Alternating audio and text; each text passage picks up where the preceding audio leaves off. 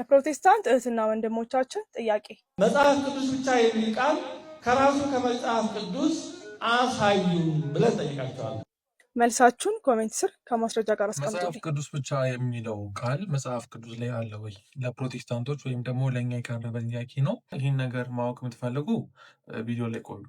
የመጀመሪያው ነገር መጽሐፍ ቅዱስ ብቻ የሚለው ቃል መጽሐፍ ቅዱስ ላይ የለም።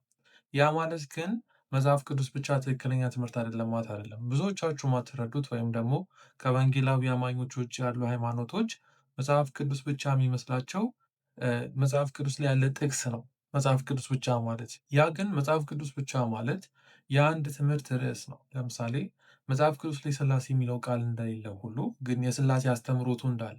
ለምሳሌ ሥላሴ የሚለውን ቃል ከመጽሐፍ ቅዱስ ማናችንም ፈለገን ማምጣት አንችልም። የለም፣ ሥላሴ የሚለው ቃል መጽሐፍ ቅዱስ ላይ የለም። ነገር ግን አስተምህሮቱ አለ። የሆነ ነገር ማብራሪያ እንደ ታይትል ነገር ነው ወይም ደግሞ የትምህርት ርዕስ ነገር ነው። መጽሐፍ ቅዱስ ብቻም ስንል መጽሐፍ ቅዱስ ላይ ያለ ጥቅስ ሳይሆን የትምህርት ርዕስ ነው። መጽሐፍ ቅዱስ ብቻ መብራራት አለበት። ሳናብራራ መጽሐፍ ቅዱስ ብቻ የሚለው ትምህርት ወደ ሌላ ነገር ሊወስደን ስለሚችል ማለት ነው እና የትምህርት ርዕስ እንደሆነ መገንዘብ አለብን።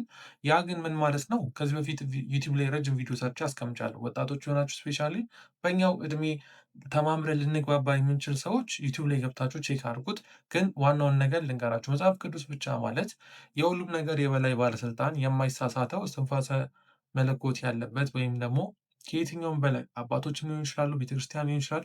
ከየትኛውም በላይ ስልጣን ያለው የሁሉ ነገር መመዘኛ። ለምሳሌ የህይወታችን ውሃ ልክ፣ የቤተክርስቲያን ውሃ ልክ፣ ውሃ ልክ እና ቱንቢ የሚባሉ ነገሮች አሉ አይደለም? ውሃ ለህይወታችን ለልምምዳችን ውሃ ልካችንና ቱንቢያችን መጽሐፍ ቅዱስ ብቻ ነው እያልን ነው። ትልቁ የማይሳሳተው ባለስልጣን መጽሐፍ ቅዱስ ነው እያልን ነው። ከዛ በታች ሌላ ባለስልጣኖች የሉም እያልን አይደለም።